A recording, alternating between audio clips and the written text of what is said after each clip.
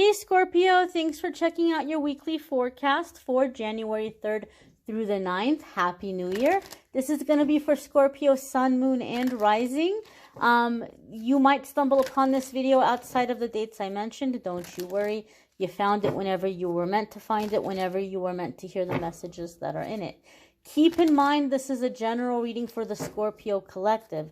Therefore, not every single message is going to resonate, but take what does and leave what doesn't. And we're going to go ahead and we're going to see what messages are coming in for Scorpio, Sun, Moon, and Rising in the week ahead or whenever you happen to come across this. Alrighty, my dears. One more shuffle. Alrighty. Let's get right on into it. So, the first card that's coming up here for you, Scorpio, is the Eight of Pentacles. An Eight of Pentacles is perfecting something. It's like fine-tuning, carving out the details. A lot of you might be in a hurry to finish something up. You might have something that you're wanting to release. You might be wanting to have something that you're presenting to your boss or your employer, or a project you've been working on, or a book that you've been writing, or something you're wanting to put out on social media, and you're in this hurry. I gotta get it done. I gotta get it done. I gotta get it done. And Spirit's like, take your time. Slow down. This is about quality. It's not about quantity. There's no race here. Take your time to pay attention to the details. If you're feeling stressed out at work, and you're feeling like you can't keep up and you need to hurry up and you're making mistakes and you got to do more and you got to do more productive work. And the Eight of Pentacles is saying the key to your success is going to be to slow down and just focus on whatever you're doing at that moment and paying attention to the details. And this is going to go well for you. This is going to bring success for you. Instead of, oh, hurry up, do the next, no. Slow down and pay attention to the process. Pay attention to the details. Pay attention to the steps. One step at a time, one detail at a time, you're going to find that you're going to catch up and you're going to feel confident. You're going to feel confident and the work that you're putting out is going to be quality. So if you're feeling stressed in a work situation, you need to slow down and just focus on that task at that time and the specific details and the specific steps. Pay attention to the details when we see the Eight of Pentacles. Alternatively, the Eight of Pentacles will also come up to tell us that's something we're investing in terms of equipment for a business or classes that we might be taking for certification or learning a new skill. It's going to be profitable for us. It's going to result in receiving profit. We'll have a good harvest from it. The next card that's coming up here for Scorpio is the Seven of Swords. And Seven of Swords can be asking you to protect your work. Sometimes when we have ideas or we have questions about a situation, we might be tempted to get guidance from other people. We might say, hey, is this good? Am I doing this the right way? Is this a good idea? And somebody might tell you, no, it's not. It's not a good idea. I wouldn't waste my time. And then they take your idea and they run off with it and they put it to work and they take the credit for it and they get the benefit from it. So you might not want to reveal too much about your projects or your ideas to other people. In a work situation, if you have been struggling or if you haven't been sure about things, you might want to be cautious about a coworker who's telling you, oh, well, no, it's this way or that way. You're like, wait a minute, though, but I thought it was this way. You might unfortunately have someone that feels threatened by you, that is intentionally telling you things the wrong way because they want you to mess up. You might be better off getting some kind of printout or a handbook and consulting that for the steps than to trust this person.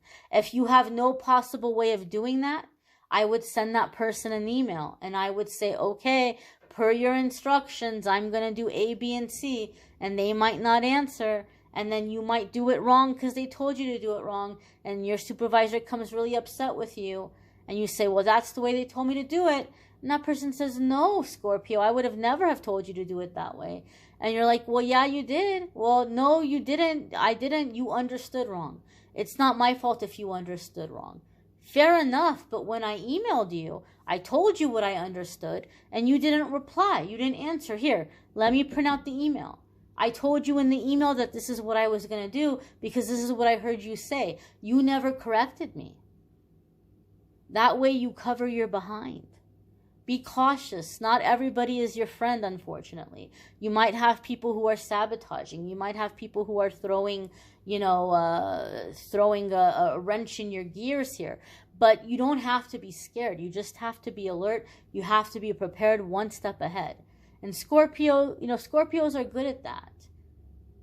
You don't have to be scared. For some of you, you're working in something with secrecy and silence because you are aware people might try to steal this idea. So you might be protecting something and not sharing it with a lot of people. You might have a little passion project that you're doing quietly.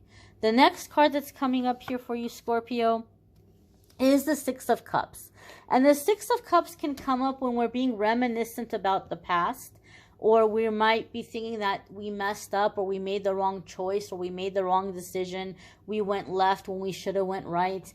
But the Six of Cups reminds us that we might be romanticizing the past. We might be remembering things better than they actually were. And you didn't make the decisions that you made for no reason. There's a reason for the decisions you've made to date. So we might be getting depressed because we're thinking too much about the past. We're glorifying the past too much. And that's not the case. It's not the truth or the reality of it. The Six of Cups can also come up in a sense of like childhood, inner child energy. So a lot of you might be kind of going into your inner childhood as you're working on these goals, as you're working on these ideas. Some of you may be tapping into your inner child for inspiration and ideas on these creative projects or these business ideas that you might be working on. Some of you might be preparing to make a career change and to go to doing the work that you dreamed of doing when you were a kid. I went into this field because I thought it was going to make me more money. But the way the economy is, this field is tanking. And my dream was always to do this or to do that. And so some of you might be learning a new skill. And you might be going to do something you dreamed of doing as a kid. And the Seven of Swords tells us you might be being very quiet about it. You might not be telling people that that's what you're about to do. But some of you might be preparing to make a childhood dream come true here. A really big, really significant one. The next card that's coming up here for you is the Four of Pentacles.